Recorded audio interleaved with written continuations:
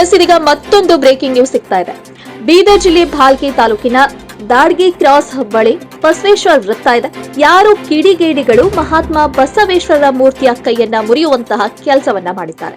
ಹೌದು ವೀಕ್ಷಕರೇ, ಇನ್ನು ಪದೇ ಪದೇ ಇಂತಹ ಕೆಲಸಗಳು ಸಮಾಜದಲ್ಲಿ ಅಶಾಂತಿಯನ್ನ ಉಂಟು ಮಾಡ್ತಾ ಇದೆ. ಇನ್ನು ಈ ಹಿಂದೆ ಬಾಬಾ ಸಾಹೇಬ್ರ ಮೂರ್ತಿಗೂ ಕೂಡ ಸಗಣಿ ವರ್ಸೋದು, ಮೂರ್ತಿಗೆ ಚಪ್ಪಲಿ ಹಾರ ಹಾಕೋದ್ರ ಮೂಲಕ ಅಶಾಂತಿಯನ್ನ ಉಂಟು ಮಾಡಿದ್ರು. ಈ ಒಂದು ಘಟನೆ ವಿಲಾಸ್ಪುರದಲ್ಲಿ ನಡೆದಿತ್ತು. ಆದ್ರೆ ಇದೀಗ ಮತ್ತೆ ಇಂಥದ್ದೊಂದು ಪ್ರಕರಣ ಭಾಲ್ಕಿ ತಾಲೂಕಿನ ದಾಡ್ಗಿ ಕ್ರಾಸ್ ಬಳಿ ನಡೆದಿದೆ. ಇನ್ನು ಈ ದಾಡ್ಗಿ ಕ್ರಾಸ್ ಬಳಿ ಬಸವೇಶ್ವರರ ವೃತ್ತ ಇದೆ.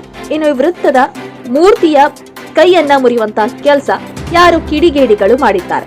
ಆದ್ರೆ ಅಲ್ಲಿ ಜನರು ತುಂಬಾನೇ ಶಾಂತಿಯುತವಾಗಿ ಮಹಾತ್ಮ ಬಸವೇಶ್ವರ ಅನುಯಾಯಿಗಳು ಇದಕ್ಕೆ ಖಂಡಿಸ್ತಾ ಅಧಿಕಾರಿಗಳಿಗೆ ಕೂಡಲೇ ಕ್ರಮ ಕೈಗೊಳ್ಳಬೇಕು, ಕಿಡಿಗೇಡಿಗಳನ್ನ ಬಂಧಿಸಬೇಕು ಎನ್ನುವಂತಹ ಮಾತುಗಳನ್ನ ಆಡಿದ್ದಾರೆ. ನೋಡಿ, ಇನ್ನು ಒಂದು ವೇಳೆ ನಮಗೆ ನ್ಯಾಯ ಸಿಗದೇ ಇದ್ದಲ್ಲಿ ಉಗ್ರವಾದ ಹೋರಾಟ ಮಾಡ್ತೇವೆ ಅನ್ನುವಂತ ಎಚ್ಚರಿಕೆ ಕೂಡ ಕೊಟ್ಟಿದ್ದಾರೆ.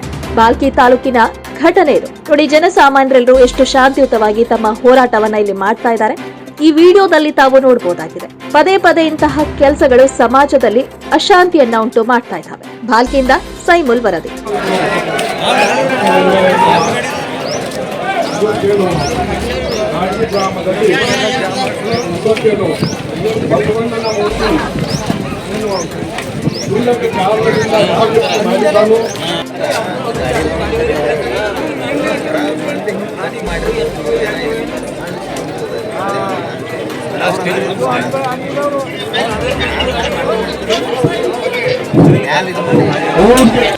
ಶಾಂತಿ ರೀತಿಯಿಂದ ನಾವು ಹೋರಾಟ ಮಾಡ್ತಾ ಇದ್ದೆವು.